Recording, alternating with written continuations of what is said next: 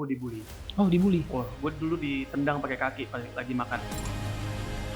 Gue ditendang pertama kali jeder itu gue kaget sih, dan gue shock culture sih. Pas kelas 2 SMA itu nyokap gue meninggal. Nyokap gue meninggal, momen itu yang bikin gue hancur lebur sih. Kayak gue udah nggak pikirin lagi tuh masalah study, gue nggak pikirin masalah prestasi, tapi udah hopeless banget gitu dengan hidup gue sendiri, apakah gue bisa hidup saat itu.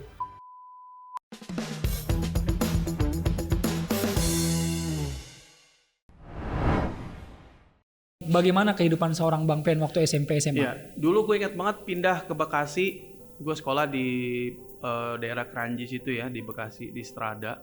Itu gue pindah dari Palembang, seorang anak kecil dari SD yang udah lama di Palembang, pindah ke Jakarta.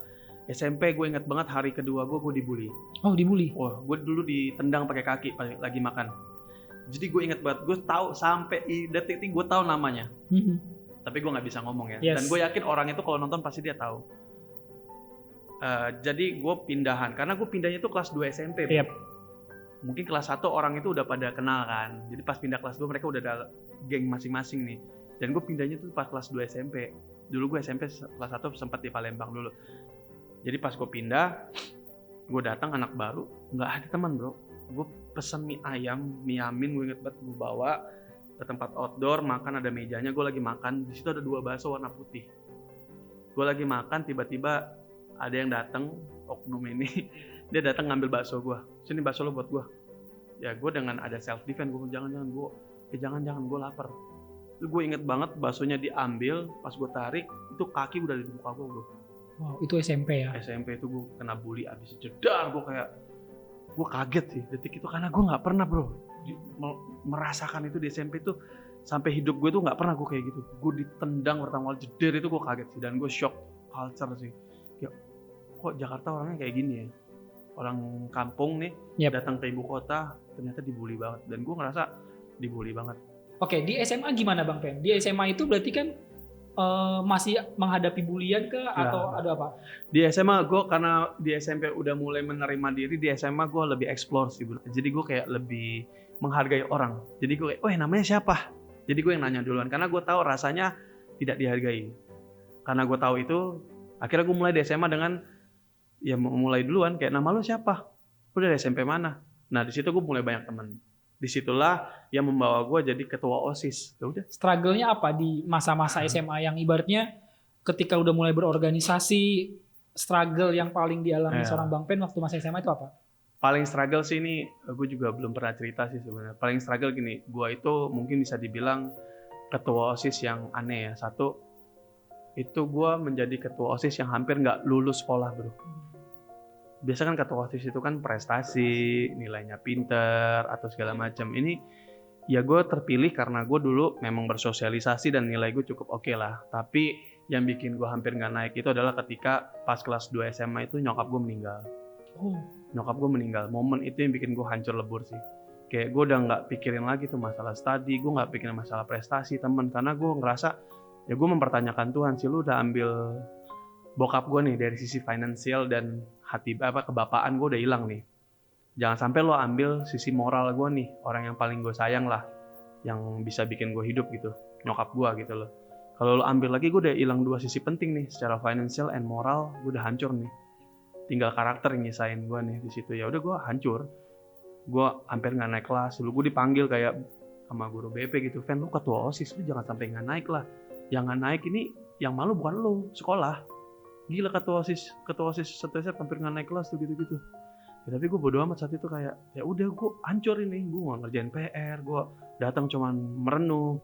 Ini gue juga belum cerita ke banyak orang, nyokap gue itu meninggal karena diabetes ya bro, sakit dan komplikasi. Banyak banget, dan itu udah bolak-balik rumah sakit, dibantu banyak keluarga gue. Dan belum gue cerita juga ke banyak orang, nyokap gue tuh meninggal di rumah bro.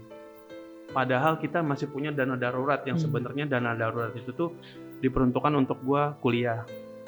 Tapi nyokap nggak mau pakai itu, dia bilang biarinlah itu dana buat darurat aja buat si Pen kuliah gitu. Dia bilang udah mama di rumah aja. Akhirnya ya nyokap gue meninggal di rumah. Harusnya kan dengan tempat yang layak lah ya, dengan oksigen atau segala macam, gue pengennya kayak gitu. Tapi ya keluarga udah bantu banyak. Akhirnya meninggal di rumah sih. Ya itu yang kayak bikin gue kayak drop shot drop banget sih gue kayak wah itu udah kayak roda kehidupan tuh kayak udah titik terendah lah, kayak udah nggak ada bokap, dibully segala macem, ketika lo udah nggak punya pegangan lagi dalam hidup, itu tuh kayak hancur gue.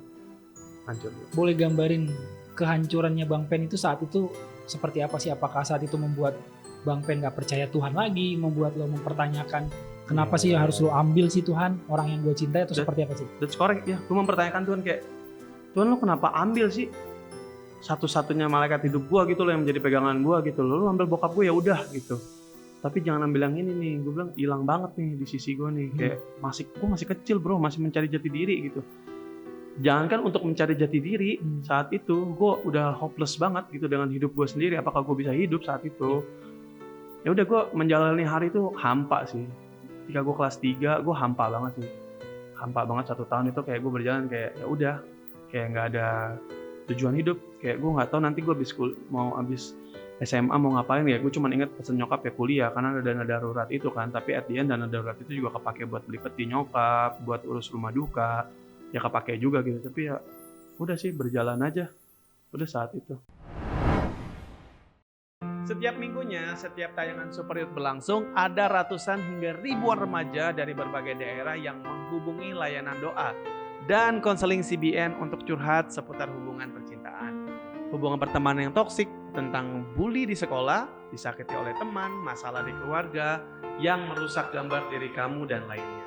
Banyak juga nih mereka yang merasa dikuatkan setelah dilayani oleh tim kami. Jika saat ini kamu juga sedang punya struggle atau suatu masalah yang buat kamu putus asa, gak ada orang yang mau mendengarkan kamu, yuk kamu bisa menghubungi kontak layanan doa dan konseling CBN di nomor yang tertera di layar kamu saat ini. Karena kalian bukan hanya bisa curhat, tapi kalian juga akan dikuatkan melalui doa, karena kita percaya bahwa doa sangat besar kuasanya untuk mengubah hidup kita. Jadi jangan ragu untuk menghubungi kapanpun kamu mau, karena kami siap selama 24 jam setiap harinya. Tuhan berkati.